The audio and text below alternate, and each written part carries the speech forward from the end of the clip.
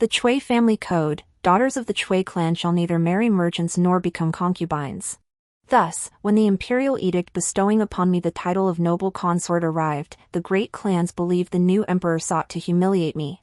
Yet I chose to sever ties with my family and entered the palace in that small sedan chair. For I had already died twice. This is my third life.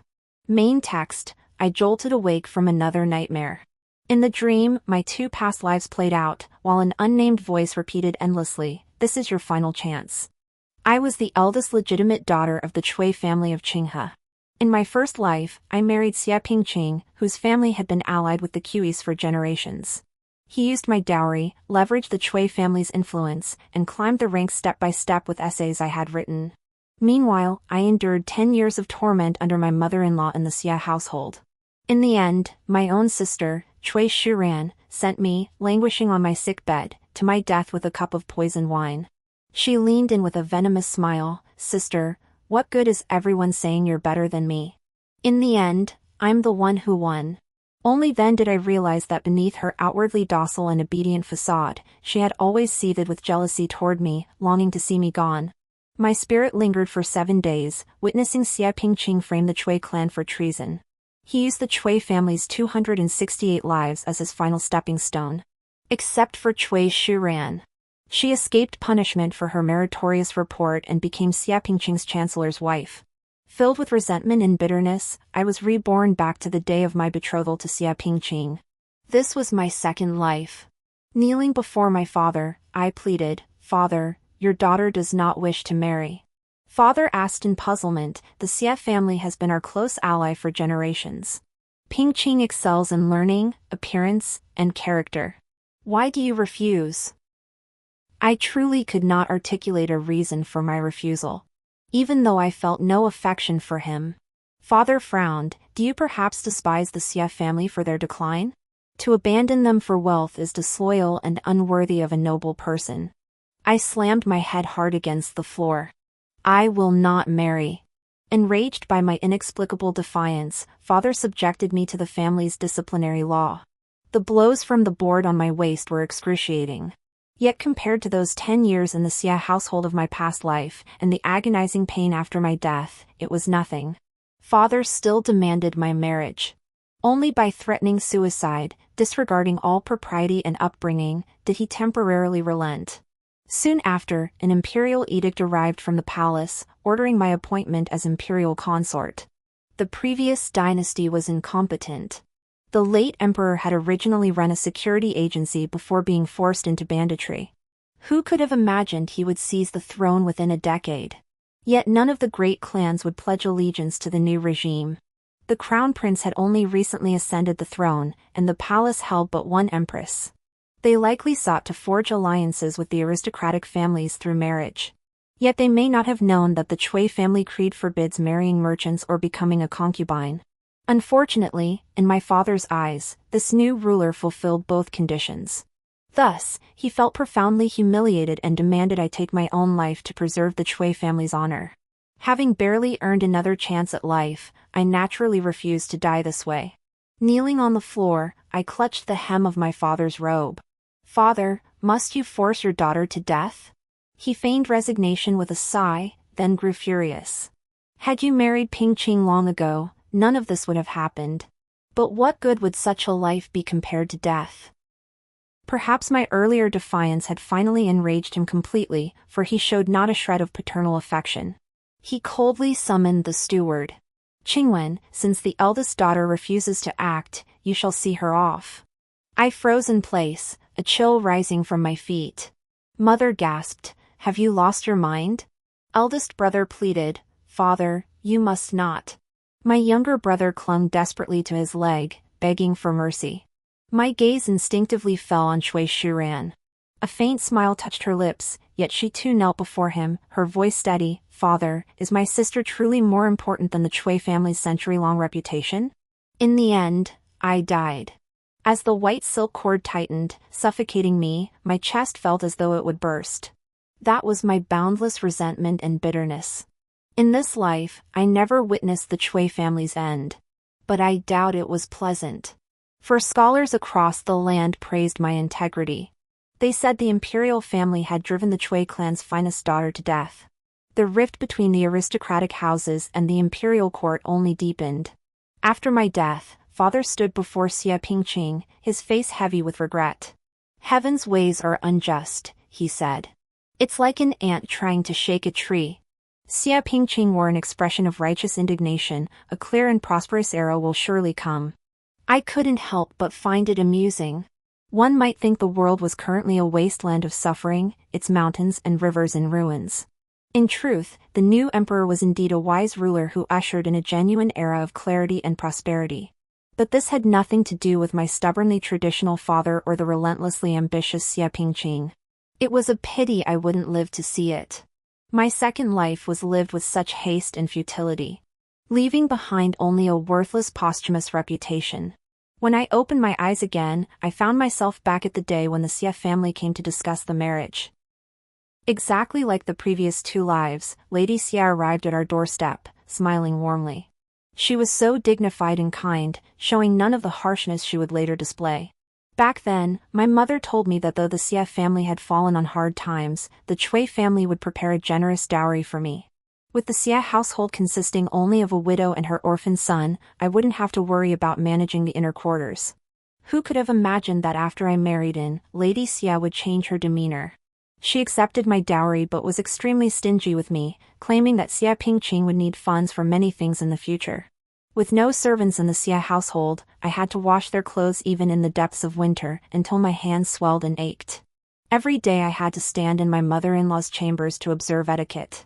The slightest misstep meant punishment, copying passages from the female virtues. I wept and complained to my parents. But my father said marrying Xia Pingqing was already my good fortune, and I mustn't be spoiled or willful. My mother, gentle by nature, dared not say more. Xia Pingqing only offered vague reassurances, urging me to endure. Later, as his career soared, I was ground down bit by bit in the Xia household's rear courtyard. Xia Pingqing stood beside Lady Xia, his expression tinged with impatience. Indeed, he neither desired nor loved me. But raised under strict discipline, I only ever hoped for a respectful coexistence with my husband, never daring to dream of deep affection. He treated me indifferently, showing only fleeting tenderness when my brilliant poetry or policy essays could enhance his reputation.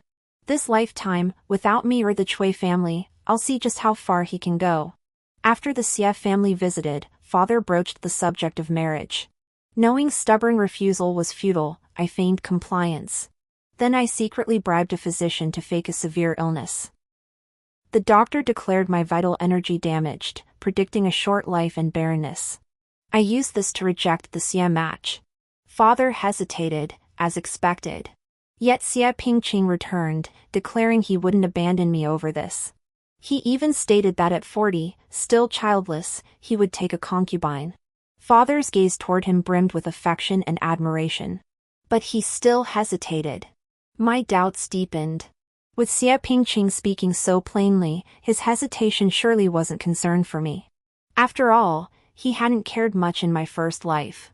A wild thought surfaced in my mind. He felt I was unworthy of marrying Xia Pingqing. But regardless, his hesitation was working in my favor. Everything I did was merely to delay. For the imperial edict was imminent. Caskets of betrothal gifts from the palace were carried in one after another, filling the courtyard to overflowing. I stood somewhat dazed. None of this had happened in my previous life. The imperial messenger finished reading the decree in a clear voice. The courtyard fell deathly silent, not a single person stepped forward to receive it. I scanned the crowd, a veritable gallery of human expressions. Father wore a face of fury, mother looked troubled, my eldest brother was stunned, my younger brother bewildered, while Chui Shuran wore an expression of pure schadenfreude. I had never noticed before how deep her scheming and resentment ran. After all these years in the Chui household, she could actually stand by and watch the entire Chui family be destroyed. I calmly stepped forward to receive the imperial decree. This humble servant thanks His Majesty for his profound grace. From this moment on, I was no longer the eldest daughter of the Chui family, but rather the imperial consort Chui of the palace. I then addressed the eunuch, "May I retain a few attendants to instruct me in palace affairs?" The eunuch readily agreed. Thus, my father could no longer force me to take my own life to preserve the Chui family's honor. Back in the inner chambers, my father struck me hard across the face. "How could the Chui family produce such a shameless creature as you?" I replied calmly, "Father, defying an imperial decree is a capital offense." He sneered coldly, "A woman remains a woman. No amount of learning can make her fit for great things." Then he vented his fury on Mother, blaming her for failing to raise her children properly. Yes, in my previous life, Father had spoken these very words. Having been taught by him since childhood, he naturally recognized that the poems and essays Xia Pingqing had taken to gain fame were actually penned by my hand. Yet my father, who had always valued the integrity of scholars, surprisingly did not look down on Xia Pingqing for this. Instead, he said to me, "A woman, no matter how much she studies, cannot put her learning to use. In that sense, this does not dishonor your talents." In my youth, he constantly praised my studies and sighed countless times over why I wasn't born a son. Back then, I didn't understand. Father finally declared that if I insisted on entering the palace, he would sever all ties with me as father and daughter. At night, Mother carefully applied medicine to the corners of my mouth, speaking well of Father over and over. She worried most about the palace walls being so deep. If I lost the family's support, what would become of me? Cui Shiran, however, was consumed solely by herself. "Sister, how will the other women of our clan bear this?" She feared I would tarnish the Cui family's reputation and affect the marriage prospects of Cui women. I gave her a faint glance. Father said it himself, "I am no longer a Cui woman." Mother patted my head. "Nonsense. Your father was just angry." But I knew his words weren't mere rage. Before my departure, he forbade anyone from seeing me off, demonstrating his resolve to sever ties. Yet my little brother came secretly. He slipped me a packet of locust flower cakes. Mother had made them herself. In days past, when the locust trees bloomed, she'd take us siblings to gather the flowers, bake these cakes, and share them with us. His eyes were red. "Big sister, Mother said you'll never taste these again." I recalled my first life. The Chui clan fell. Father threw himself against the city walls, and my eldest brother followed him. As for my younger brother, Xia Pingqing made him into a human skin drum. Beaten before my spirit tablet. Simply because my youngest brother felt he treated me poorly, believed he rose through the ranks by feeding off the flesh and blood of our Chui clan. In that moment, I wished only to become a vengeful spirit, gnawing daily at his flesh and that of Cui Shiran. In my past life, I missed my chance for vengeance. But not this time. Yet life in the palace proved unexpected. The new emperor, Xiaoyu, granted me a wedding night and shared the ceremonial wine with me.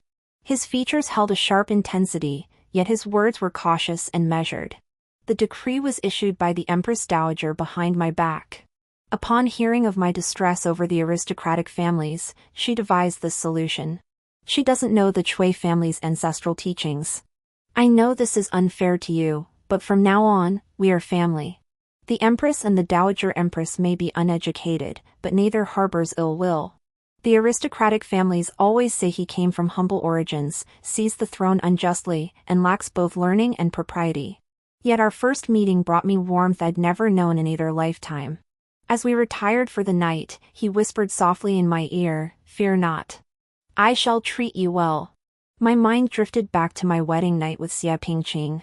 Biting my lower lip, I told myself, "Cui Shi, this lifetime you must live well." The next day, I went to pay my respects to the Empress and the Dowager Empress.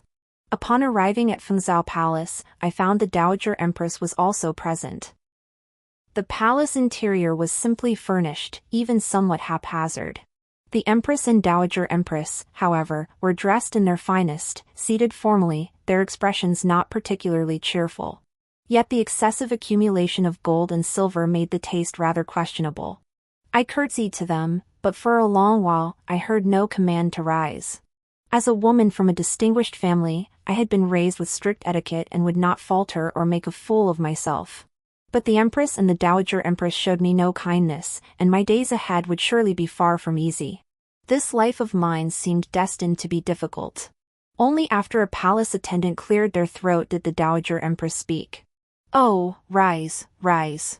There's no need for such formalities, consort. She added by way of explanation, I was so captivated by the beauty of your hair and headdress that I momentarily forgot to bid you rise. The Empress quickly chimed in, your bow was truly exquisite, more graceful than any court lady's. I found myself utterly mesmerized. Then, catching herself, she hastily clarified, I did not mean to compare you to the court ladies. How amusing. I'd barely entered the palace when I noticed the imperial household department was rife with shady dealings. Xiao Yu's harem was small, yet the management of palace attendants remained chaotic. Even my personal allowance had been tampered with. I'd always wanted to live comfortably in this life. I escorted the head steward of the imperial household department to meet the Empress personally. At first, the Empress seemed listless, but as she listened, her spirits lifted. After everyone left, she seized my hand with burning eyes. You're quite skilled at managing affairs, aren't you? Then I shall entrust all palace duties to you. I replied solemnly, Your Majesty, consorts may only assist in governance. Surrendering palace authority would lead the world to believe the Empress has lost her virtue.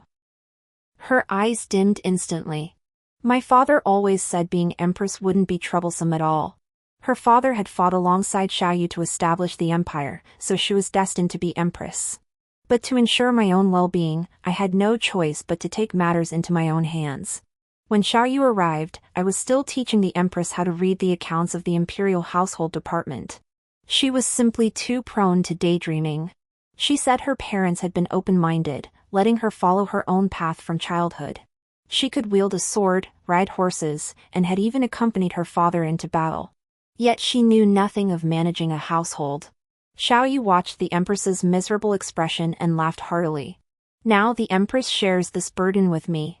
Noticing my confusion, the Empress explained with relish, His Majesty didn't study much in his youth either.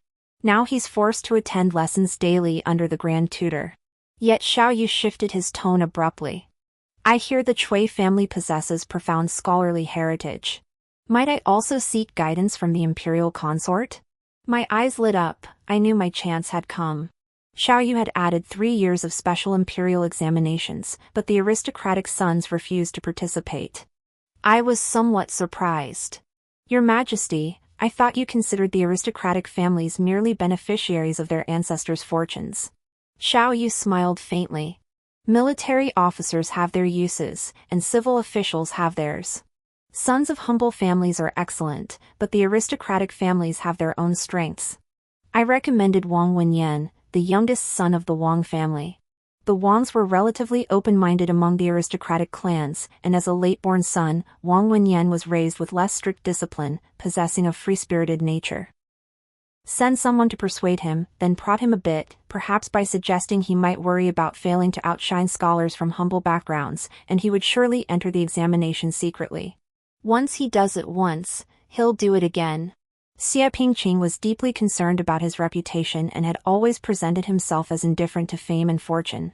In my past life, he first gained fame through my poetry and essays.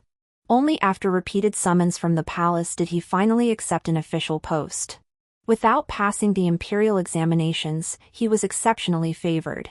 With the Cui family's backing, he smoothly rose to become the foremost new aristocratic elite. But this time, if Wang Wenyan were to sweep the top prize and become the first to breach the aristocratic barrier for Xiao Yu, Xie Pingqing would likely find it hard to maintain his smugness. Sure enough, Wang Wenyan entered the examination and claimed first place in the provincial trials. The Wang family not only acquiesced but even hosted a banquet. Several collateral branches also sent their sons to compete. Only a few upright, prominent families, including the Cui clan, remained aloof. Upon returning to the palace, I found Xiao Yu standing before my writing desk. My heart sank. I had forgotten to retrieve the policy essay I'd written for the palace examination. However approachable Xiao Yu might be, he would never tolerate the harem meddling in state affairs. His face was indeed grim. Yet his first words were, "You've been holding back." He reproached me for never discussing these matters with him. He said women possess wisdom unique to them. Only an incompetent ruler would blame women or external factors for his failures. He took me out of the palace in disguise to observe the common folk. We observed peasants laboring in the fields.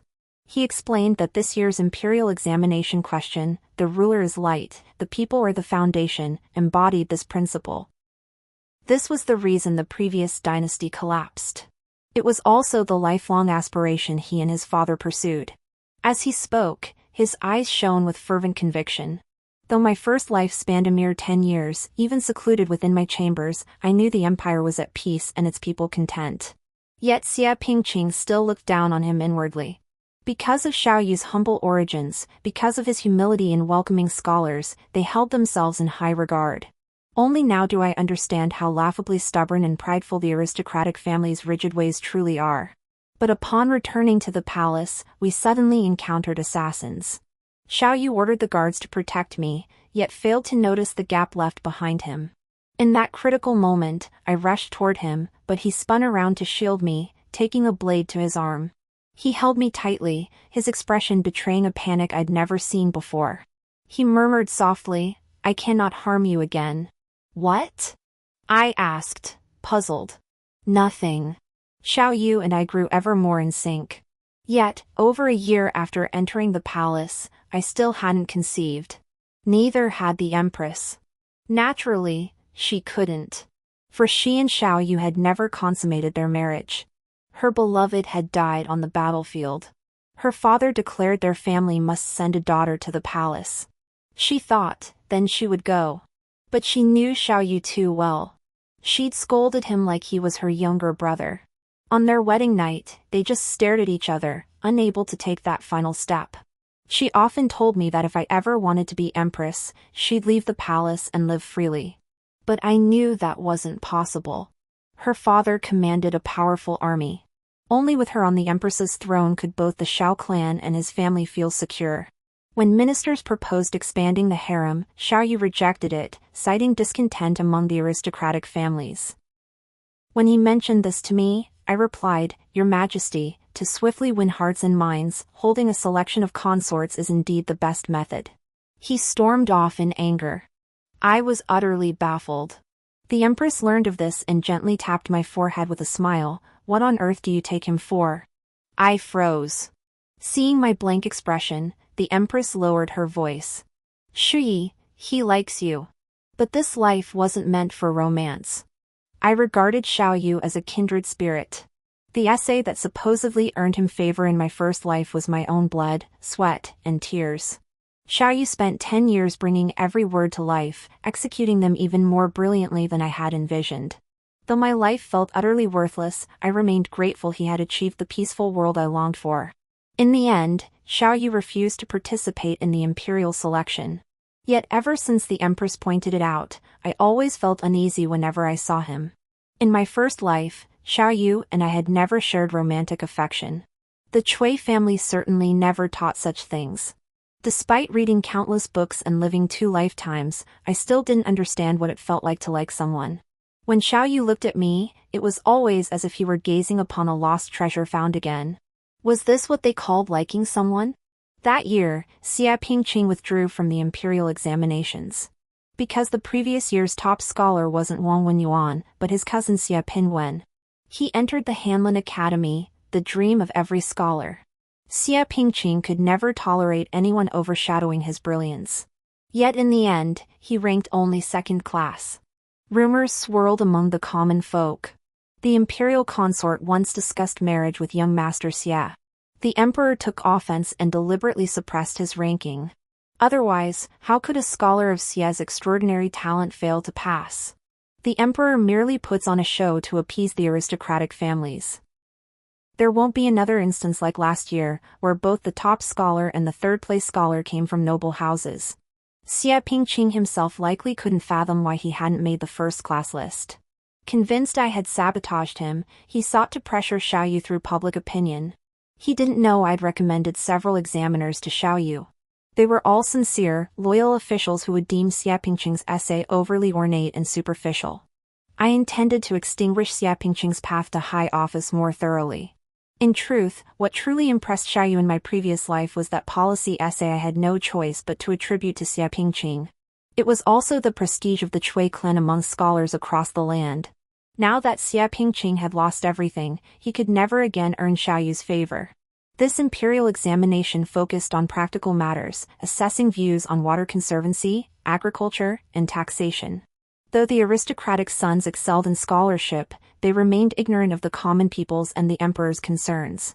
When personal affairs entangled with court politics, the matter could no longer be considered trivial. Xiao Yu, however, unprecedentedly made both the examination questions and the candidates' essays public. Xia Pingqing's essay remained controversial. It was a piece praised by scholars but met with disapproval by pragmatists. Through this, Xiao Yu planted a question in everyone's mind: what was the true purpose of their scholarly pursuits? With one path closed, Xia Pingqing unexpectedly found another way to ascend to high office. Though he didn't rank among the top 3, he still caught the eye of the chancellor's daughter. It wasn't surprising. After all, Xia Pingqing's looks and charming demeanor had always been popular with women. The chancellor doted on this only daughter, born late in life, with every indulgence. Unable to resist his daughter's wishes, he risked offending the emperor to pave the way for Xia Pingqing, stuffing him into the Hanlin Academy. Xiao Yu told me, the chancellor was the foremost minister of the former dynasty to pledge allegiance.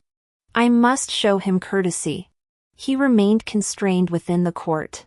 Xia Pingqing, having entered the Hanlin through nepotism, naturally faced exclusion. Yet he was remarkably patient, and with the chancellor's mediation, his situation improved considerably.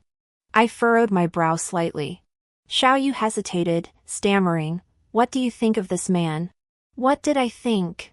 We shared a bed, yet harbored deep hatred. In the end, I could only say, "Your servant does not know him." But naturally, I kept him in mind, intending to send him a grand gift. In my past life, he had a confidant named Hongxiu, the chief courtesan of the 10,000 Flowers Pavilion. A fallen noblewoman's daughter, she sold her artistry but not her body. Xia Pingqing was her sole private patron. The world was forgiving of men, dismissing tales of Hongxiu adding fragrance with a laugh. But my haughty mother-in-law blamed me for failing to capture my husband's heart, and all the noble ladies treated me as a laughingstock. Only later did I learn she and Xia Pingqing shared a bond from the past. I will forever remember how, when I lay gravely ill, Xia Pingqing took her into his household without a second thought. She feigned surprise upon seeing me. "Madam, your complexion looks dreadful." The mud of humiliation seemed to crawl over my entire body. Yet the folk tales sang of their love. Alas, in this lifetime, they would never have such a moving tale again. Xia Pingqing spent a night of passion with the maiden Hongxiu at the 10,000 Flowers Pavilion, enraging the heir to the Marquis of Anil, who Hongxiu had repeatedly rejected. He kicked open the door and hurled the disheveled Xia Pingqing out from the second floor. Once Hongxiu was no longer an unreachable moon, she lost her greatest value. I orchestrated Xia Pingqing's visit to the 10,000 Flowers Pavilion by bribing a maid serving another courtesan beneath Hongxiu's station. At the moment Xia Pingqing and Hongxiu recognized each other, I sent them a cup of love potion wine. Then I added fuel to the fire by informing that dissolute heir. Now, without the Chui family or the Prime Minister's mansion, where could Xia Pingqing possibly find his ladder to the clouds? Xia Pingqing was now a grasshopper after autumn. My thoughts turned to my family far away in Qinghe. Since entering the palace, I had not received a single letter from home. If I could protect the Chui family and keep them safe in this lifetime, that would be my filial duty fulfilled. What I should do, I have done. What I should seek, I have yet to claim. I deliberately placed old family heirlooms in plain sight. Sure enough, Xiao Yu inquired, and I recounted my past. From childhood, I bore my family's hopes, with endless lessons each day. As I grew older, I learned to manage the household alongside my mother. Father was strict with me, while mother only knew to stew extra soup for me. Xiao Yu replied, "But you still wish to see them, don't you?" Thus, as my birthday approached, Xiao Yu specially permitted the Chui family to come to the capital for a reunion. The Chui family wrote back that my mother was unwell and unsuited for long journeys. For my sake, Xiao Yu personally journeyed to Qinghe. He accomplished his mission, yet upon returning, he didn't seem particularly joyful. He gently embraced me. "Shi, I will treat you very, very well from now on." Father's temperament, I suppose, would not be concealed even before him. My heart felt as if it had been struck for the very first time. At the family banquet held in the palace for the Chui family, the Empress Dowager also attended. Yet such honors only made father more haughty and arrogant. In the 14th year of Yonla, I once attended a state banquet. It remains unforgettable to this day. That year, the palace celebrated alongside the common people, inviting many renowned scholars of integrity into the palace. Consequently, not only was the extravagance unparalleled, but the ceremonial protocols were also exceedingly intricate. Yet both the literati and the imperial court believed this was the true splendor befitting a great nation of propriety. My eldest brother looked somewhat troubled, but his habitual deference to father left him no choice but to remain silent. I spoke up. Your Majesty governs with the people's welfare foremost. Palace expenditures are kept frugal. Water can carry a boat, but it can also overturn it. Were it not for this, we would not face the current situation. Father flew into a rage, yet restrained his anger out of deference to the emperor's presence. How did I raise you? He demanded. How dare you critique state affairs so freely? Before I could respond, Xiaoyu interjected with a smile. The imperial consort possesses profound insight, offering the emperor much enlightenment. This is all thanks to Master Chui's excellent instruction. My father retorted, she is merely a woman. Xiaoyu cut him off without further deference. Master Chui teaches propriety. Once the imperial consort entered the imperial household, she was no longer under his tutelage. What he left unsaid was, father and I are no longer sovereign and subject, but ruler and subject. Father understood this well enough. His face darkened, but he could say nothing more. At this point, the Empress Dowager excused herself, citing illness, and dismissed the guests. As she left, Mother kept glancing back at me, her eyes brimming with 1,000 emotions. Chui Shiren's eyes, however, kept darting toward Xiaoyu. Father believed my refusal to marry into the Xie family stemmed from greed for wealth and status, unaware that his youngest daughter possessed even greater ambition. Naturally, I would support my dear sister's path. I asked my eldest brother, do you know the yield per mu of land in the previous dynasty? This truly stumped him. 1 mu of land produced 1 share of rice. A person needed 2 share of rice to survive a year. But now, the yield can reach 2 share. My brother wondered why I was bringing this up. I sighed. The common folk toil day after day, striving only for a full stomach. Brother, what do you think we study for? To leave behind timeless works, or to climb the ranks effortlessly? He finally grasped my meaning. His voice held resolve, to establish a heart for heaven and earth, to establish a destiny for the people, to carry on the lost teachings of the sages, to open an age of peace for all generations. When I return to the clan, I will discuss this deeply with the scholars. My younger brother adored Xiaoyu, even clamoring that he wanted to study martial arts and join the army. My father turned pale at the suggestion. In his eyes, all trades were beneath a scholar's dignity. Xiaoyu no longer indulged him. Smiling, he ruffled my younger brother's hair. Excellent. It is precisely because soldiers sacrifice their lives on the battlefield that scholars can study and pursue knowledge in peace. My eldest brother added, Yui shows remarkable ambition, greater than mine. Father was the quintessential patriarch, brooking no defiance of his will. Yet his children all chose paths he despised, perhaps their own form of retribution. This time, however, he offered no rebuke. Instead, he hinted at a desire to teach at the Imperial Academy. He even considered arranging a marriage for Chui Shuran within the capital. Thus, all but the eldest brother would settle in the city. And I finally found the answer that had troubled me. At a monastery on the outskirts of the capital, I happened upon father paying his respects to Xia Pingqing. My heart skipped a beat. I had always sensed something peculiar in father's attitude towards Xia Pingqing. I had even wondered if father had shared a past with Xia Pingqing's mother in his youth. That he loved the house for the bird's sake. That in my past life, he had relentlessly urged me to be tolerant and submissive. Now it seemed not. But father even looked down upon Xiaoyu. What person could command his respectful bow? Wasn't the only thing truly weighing on his heart the previous dynasty? Wait, it was the previous dynasty. Even after uprooting the weeds, there might still be stragglers. Upon my return to the palace, Chui Shuran was already waiting. She sought me out almost daily. When she first entered the palace, her eyes had greedily scanned every corner. I tried selecting several families of integrity for her, but she rejected them all with various excuses. She had always loved competing with me since childhood. How would she outdo me this time? She'd have to turn to Xiaoyu. So she subtly probed me about his preferences and whereabouts. Today was no different. Learning Xiaoyu would dine with me, she lingered, reluctant to leave. I had someone summon the Empress as well. Before Xiaoyu or I could react, the Empress, ever blunt, could no longer tolerate Cui Shiren's frequent, suggestive glances. She asked directly, "Miss Cui, does it seem you have an eye ailment? Should we summon the imperial physician?" Cui Shiren gave an awkward smile. Then she launched into idle gossip. Once upon a time, this palace had a dear sister. Her husband, for reasons unknown, took advantage of her illness to consort with his sister-in-law. In my fury, I broke that man's legs. Xiaoyu's expression stiffened, and I nearly laughed out loud. She gazed at my dear sister with a smile. "Miss Cui, do you think that man deserved his punishment?" Cui Shiran was stunned. This, terrified by the Empress, she excused herself before finishing her meal.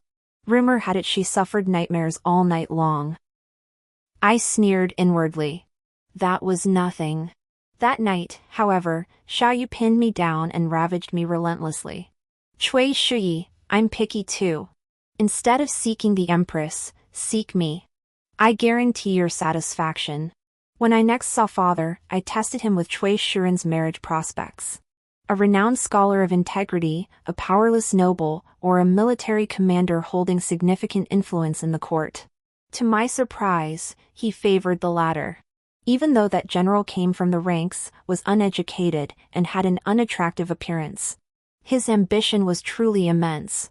To outsiders unaware, it might seem he was merely paving the way for me. Only I understood, he was doing it for Xia Pingqing, even at the cost of sacrificing his own daughter. Perhaps the charges that destroyed the Cui family in my first life weren't entirely fabricated by Xia Pingqing. But if he was so devoted to clearing the path for Xia Pingqing, why did Xia Pingqing seek to annihilate the Cui clan? I told Cui Shiran that father wished to marry her to General Ma. As for who this general was, she could go to the imperial camp outside the capital and find out for herself. When Cui Shiran returned to the palace, her face was deathly pale. Perhaps she hadn't just found out, she had seen it with her own eyes. For the first time, she knelt before me with genuine sincerity. "Sister, I don't want this. Please help me." I still smiled as she remembered me. "You are my only sister. Of course I will help." But father's intentions, she spoke with some resentment. If sister hadn't defied father back then, would we have this good life now? It was because the imperial edict had already arrived. Father had no choice but to agree. Cui Shiren's eyes lit up. I leaned close to her ear. "The heir apparent of the Annan Marquis, Lu Ming, is handsome and passionate. He adores talented women and often attends poetry gatherings at the Huaying Pavilion. This young master was notorious in my past life. He'd sweet-talk young women into losing their virtue, only to turn cruel once brought back to the Marquis's residence, tormenting and humiliating them in the bedroom. But as the sole heir, his deeds were always well concealed. Later, he married the only daughter of the northern frontier general, whose family was deeply intertwined with the Marquis's interests. That girl proved even more ruthless, joining him in tormenting the concubines after their marriage. The truth only came to light when one concubine seized an opportunity to escape. Xiaoyu was furious. Xia Pingqing and I discussed it, marveling at the scandal. Though the betrothal was now set, Lu Ming continued to appear tender-hearted and affectionate toward all women, seemingly welcoming any who approached him. With my deliberate encouragement, father seemed to have genuinely settled on General Ma. Lu Ming was Cui Shiren's best option in her desperation. She had always been confident, and Lu Ming would surely lead her to believe he would annul the engagement for her sake. While Cui Shiran scrambled to find her own way out, Xiaoyu finally uncovered Xia Pingqing's true identity. He was the posthumous son of a former crown prince's concubine. His mother had fled amidst the chaos and was rescued by Xia's mother, who had just lost her own child.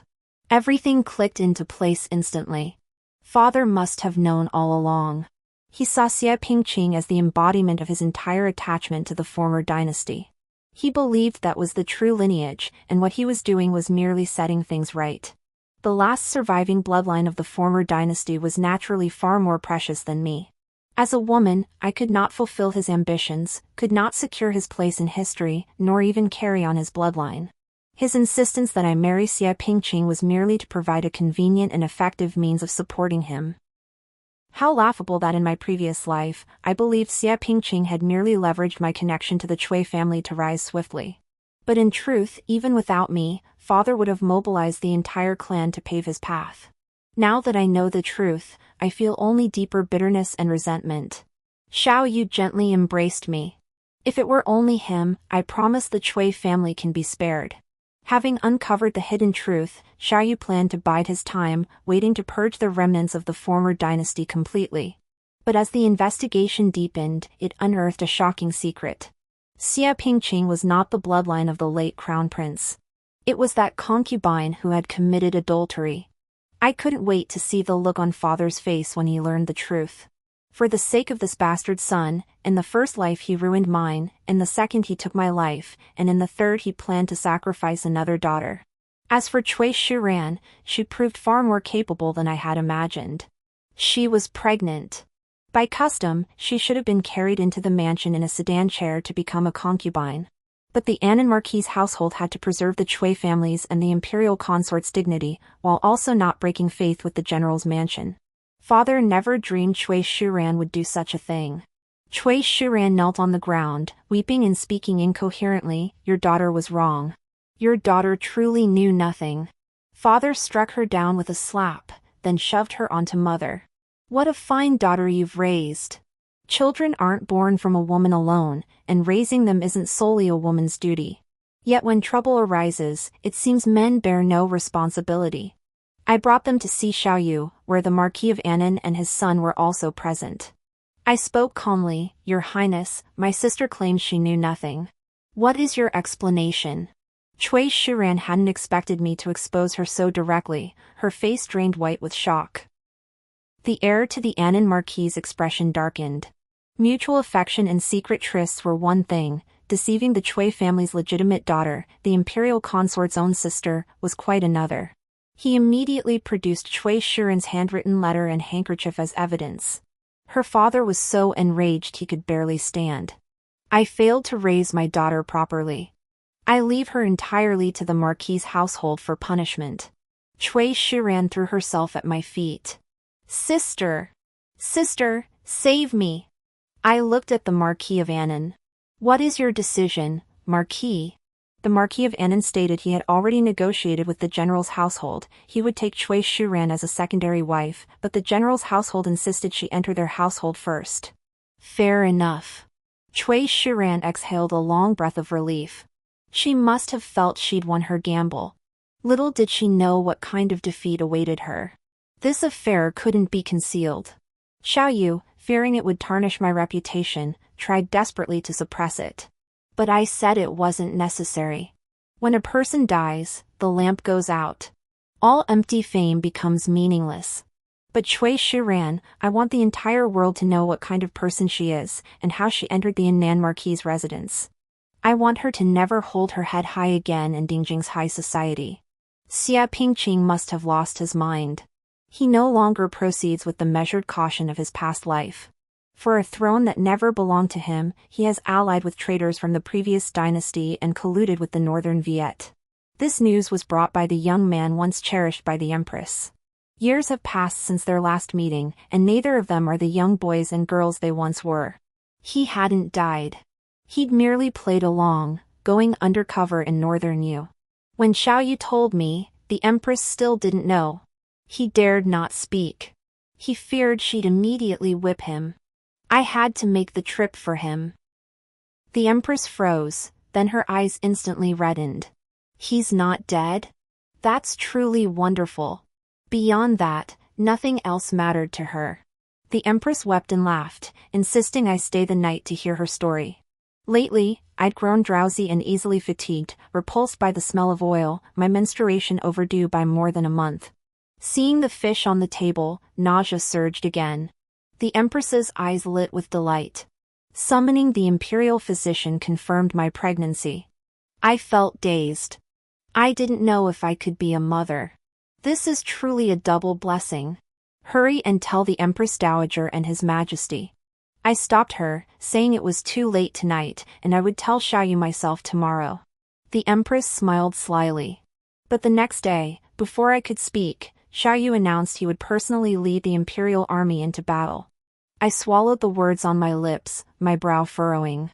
Xiaoyu reassured me, "Father and I have prepared for years. This time, we will surely conquer Northern Yu.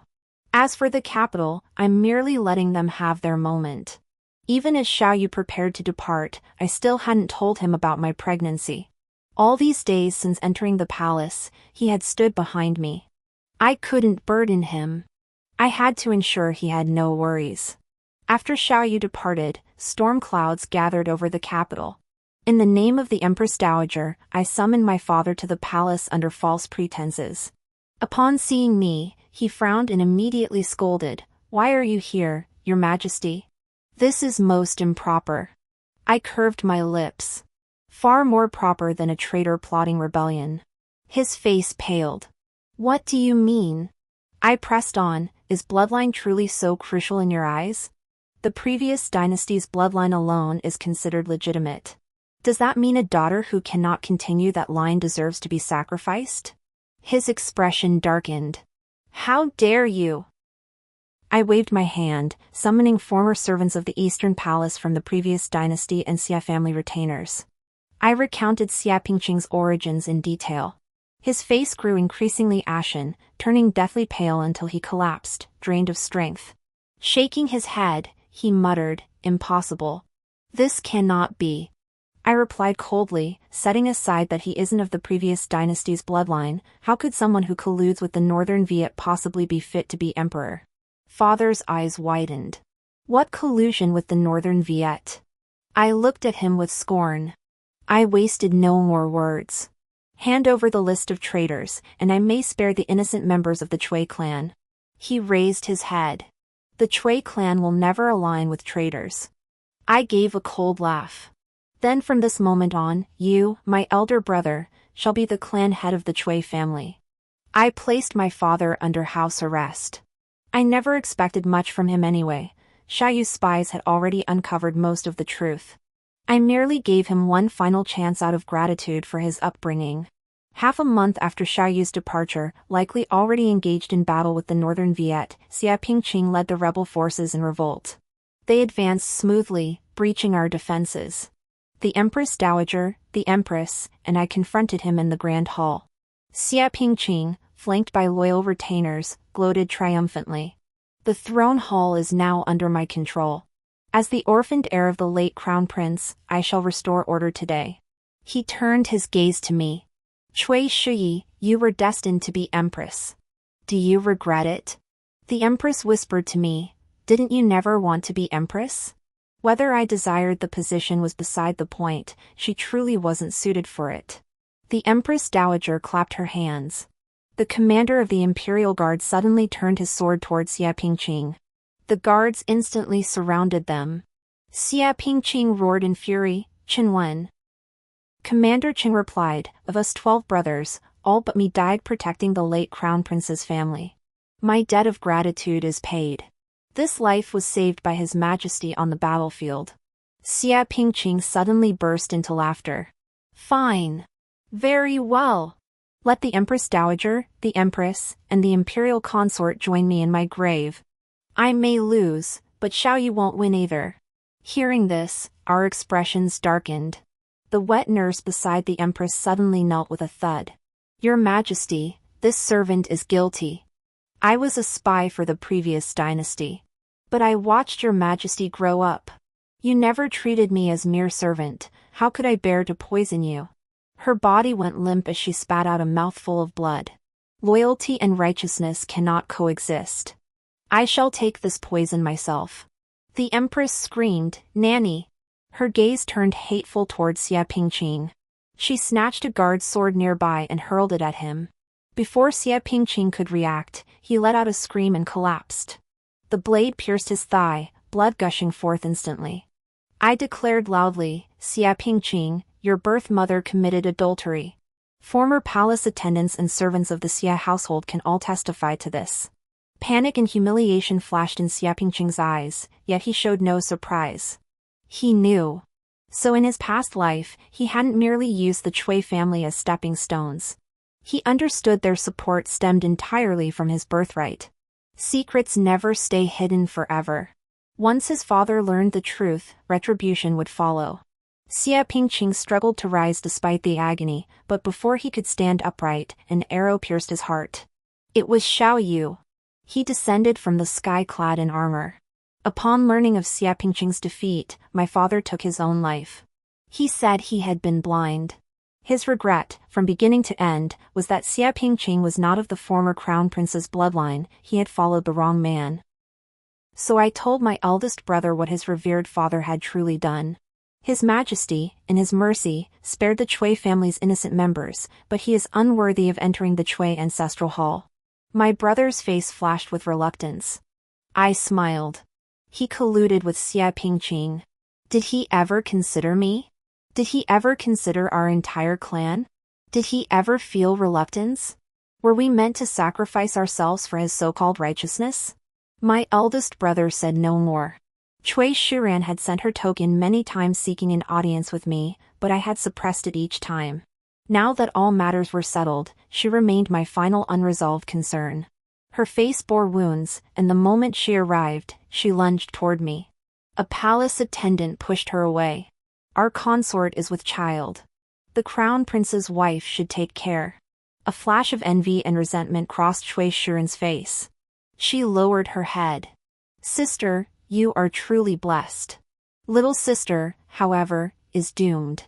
I gently blew away the tea foam. Is that so? Cui Shuran gritted her teeth. Then the crown prince of Annan, I cut her off.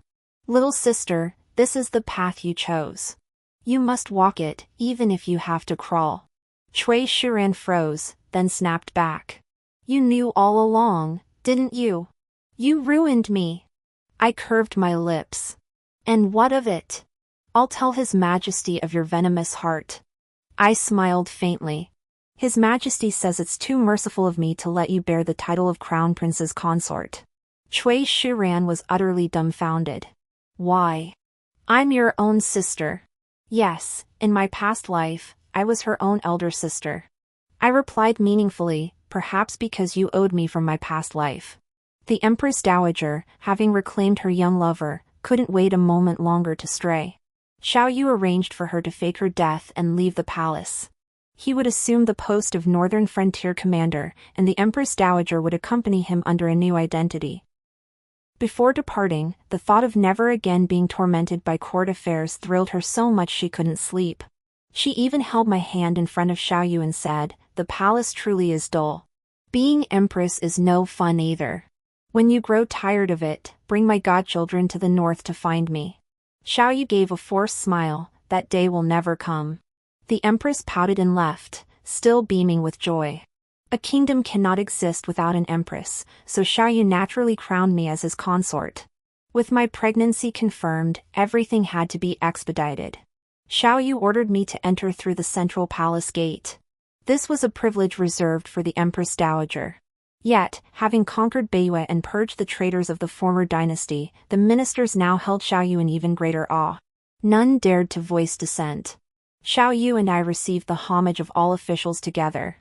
Xiao Yu's gaze was radiant. Zitong, I will share the realm's mountains and rivers with you. 18. Epilogue. Mother greatly favored the Empress, yet she often remarked the Empress was too impetuous, insisting on finding me a dignified noblewoman. One person came to mind. Cui Shuyi, the eldest daughter of the Cui family. I passed through Qinghe and saw her once. She had disguised herself as a man to attend a poetry gathering.